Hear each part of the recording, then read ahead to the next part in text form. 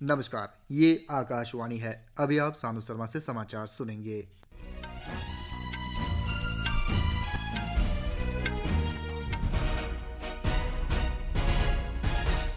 पहले मुख्य समाचार। सरकार ने पश्चिम एशिया संघर्ष पर चर्चा के लिए आज शाम सर्वदलीय बैठक बुलाई। केंद्र ने कहा, एलपीजी सिलेंडर भरने की मौजूदा समय सीमा में कोई बदलाव नहीं। अमेरिका ने ईरान को संघर्ष समाप्त करने के लिए 15 सूत्री योजना का प्रस्ताव भेजा। ईरान का कई खाड़ी देशों पर हमला जारी। वित्त मंत्री निर्मला सीतारमण ने कहा, सरकार रोजगार और समग्र विकास को बढ़ावा देने के लिए सूक्ष्म, लघु और मध्यम उद्यमों, किसानों तथा सहकारी समितियों को सशक्त बना रही है। रेल मंत्री अश्विनी वैष्णव ने लोकसभा में बताया, कोविड के बाद 1000 से अधिक रेलगाड़ियां शुरू की गई है। बांग्लादेश में मुक्ति संग्राम के दौरान पाकिस्तान द्वारा निहत्थे लोगों की हत्या की स्मृति में आज नरसंहार दिवस मनाया जा रहा है। अब समाचार विस्तार से। सरकार ने पश्चिम एशिया में जारी संघर्ष पर चर्चा करने के लिए आज शाम सर्वदलीय बैठक बुलाई है। संवाददाताओं से बातचीत में केंद्रीय मंत्री प्रहलाद जोशी ने कहा कि संकट के समय रचनात्मक भूमिका निभाना विपक्ष का भी कर्तव्य है।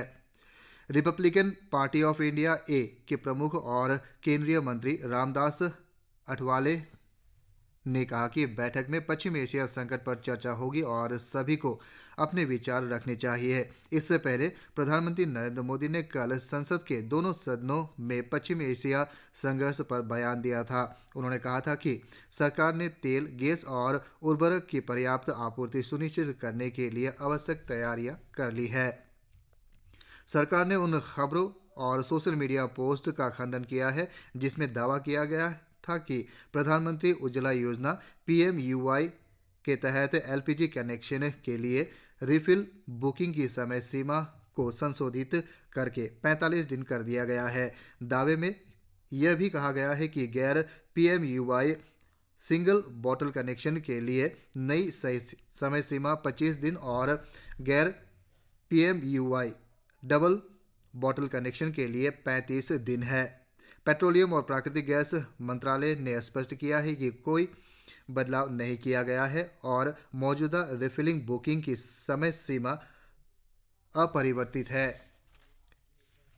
भारत पेट्रोलियम और हिंदुस्तान पेट्रोलियम ने कहा है कि देश भर में ईंधन की कोई कमी नहीं है। सोशल मीडिया पोस्ट में उन्होंने कहा कि LPG, कच्चे तेल, पेट्रोल, डीजल और एविएशन टरबाइन फ्लू का पर्याप्त भंडार उपलब्ध है और आपूर्ति श्रृंखला बिना किसी रुकावट के सुचारू रूप से चल रही है। उन्होंने यह भी स्पष्ट किया कि कुछ क्षेत्रों में पेट्रोल और डीजल की कमी की अफवाहें पूरी तरह निराधार है।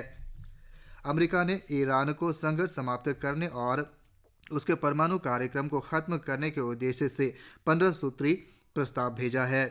राष्ट्रपति डोनाल्ड ट्रंप ने दावा किया है कि ईरान समझौता करना चाहता है। मीडिया की खबरों के अनुसार यह प्रस्ताव मध्यस्थों के माध्यम से भेजा गया था। इसमें शत्रुता को रोकने, ईरान की परमाणु महत्वाकांक्षा पर अंकुश लगाने और उसकी क्षेत्रीय भूमिका को नया रूप देने के लिए व्यापक ढांचा प्रस्तुत किया गया है। इस योजना में ईरान से अपने 3 प्रमुख परमाणु संयंत्रों को बंद करने, यूरेनियम संवर्धन रोकने और अपने बैलिस्टिक मिसाइल कार्यक्रम को निलंबित करने का आह्वान किया गया है। पश्चिम एशिया संघर्ष के 26वें दिन भी पूरे क्षेत्र में हमलों का सिलसिला जारी है। राजनयिक गतिविधियां भी तेज हो गई है। इजरायल की सेना ने दक्षिण लेबनान में अभियान तेज कर दिया है और सीमा पर दीर्घकालिक सुरक्षा योजना के संकेत दिए हैं।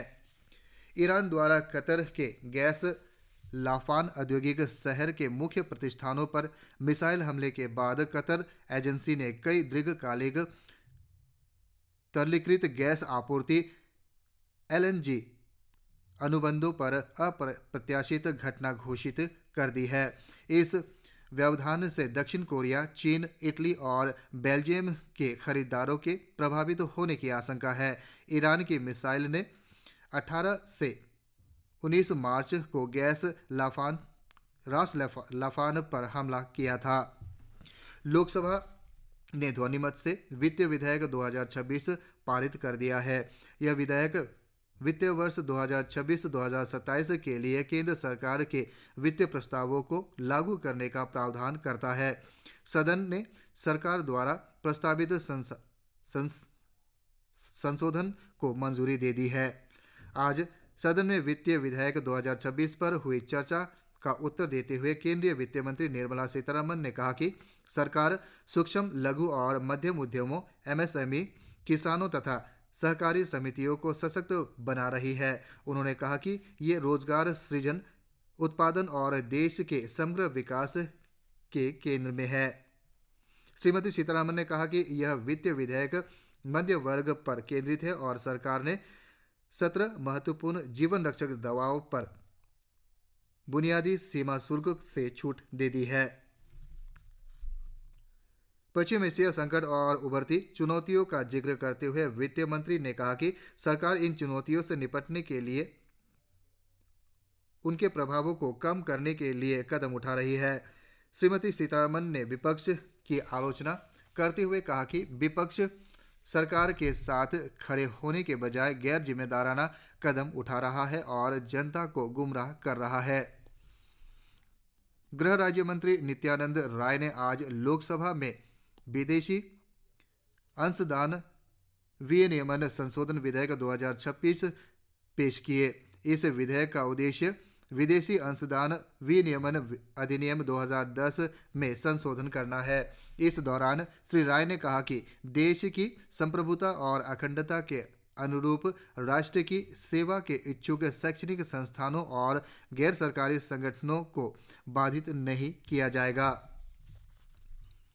रेल मंत्री अश्विनी वैष्णव ने कहा है कि देश में कोविड के बाद लगभग 1024 नई रेलगाड़ियां चलाई गई है। लोकसभा में आज पूरक प्रश्न का उत्तर देते हुए श्री वैष्णव ने कहा कि इसके साथ ही मौजूदा रेलगाड़ियों में 4651 नए कोच भी जोड़े गए हैं। श्री वैष्णव ने बताया कि रेलवे ने विश्वसनीय यात्रियों को निर्बाध टिकट बुकिंग सुनिश्चित करने के लिए धोखाधड़ी रोकने के उपाय किए हैं। श्री वैष्णव ने कहा कि सुरक्षा पर विशेष ध्यान दिए जाने के कारण रेलगाड़ियों की दुर्घटनाओं में कमी आई है।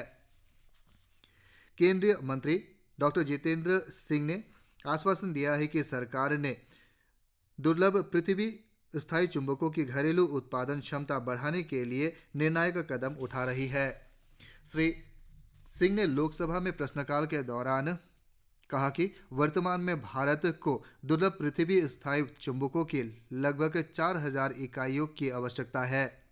भारतीय जनता पार्टी के वरिष्ठ नेता और गृह मंत्री अमित शाह ने गुजरात विधानसभा द्वारा समान नागरिक संहिता UCC विधेयक पारित होने पर मुख्यमंत्री भूपेंद्र पटेल को बधाई दी है। सोशल मीडिया पोस्ट में श्री शाह ने कहा कि भाजपा का स्थापना से ही यह संकल्प रहा है कि देश के प्रत्येक नागरिकों के लिए एक समान कानून हो। उन्होंने कहा कि प्रधानमंत्री नरेंद्र मोदी के नेतृत्व में भाजपा की राज्य सरकारें इस दिशा में लगातार आगे बढ़ रही है। केरल में विधानसभा चुनाव के लिए नामांकन पत्र की कल जांच हुई। नामांकन वापस लेने के बाद उम्मीदवारों की अंतिम सूची कल उपलब्ध होगी।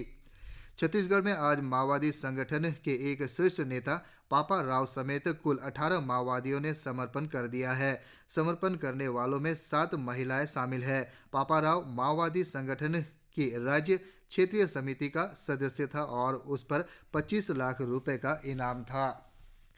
बांग्लादेश मुक्ति संग्राम के दौरान पाकिस्तान द्वारा निहत्थे लोगों की हत्या की स्मृति में आज नरसंहार दिवस मना रहा है। Under 23 tri nation football championship 2026 आज से शुरू होकर 31 मार्च तक अरुणाचल प्रदेश के यूपिया स्थित गोल्डन जुबली आउटडोर स्टेडियम में चलेगा। इस बहुप्रतीक्षित चैंपियनशिप में उभरते हुए फुटबॉल सितारों के बीच रोमांचक मुकाबला देखने को मिलेगा। प्रतियोगिता में भारत, ताजिकिस्तान और भूटान की राष्ट्रीय अंडर 23 टीमें अंतर्राष्ट्रीय मंच पर एक दूसरे से भिड़ने की तैयारी कर रहा है। विंटर स्पोर्ट्स ट्रेनिंग और open national ski mountaineering championship 5 से 14 अप्रैल 2026 तक अरुणाचल प्रदेश के तवांग में आयोजित किया जाएगा। चैंपियनशिप 15 अप्रैल को होगा। International ski mountaineering federation Eskimo India federation और अरुणाचल प्रदेश का युवा मामला विभाग इस कार्यक्रम का आयोजन कर रहा है। इसी के साथ ये समाचार बुलेटिन समाप्त हुआ। नमस्कार।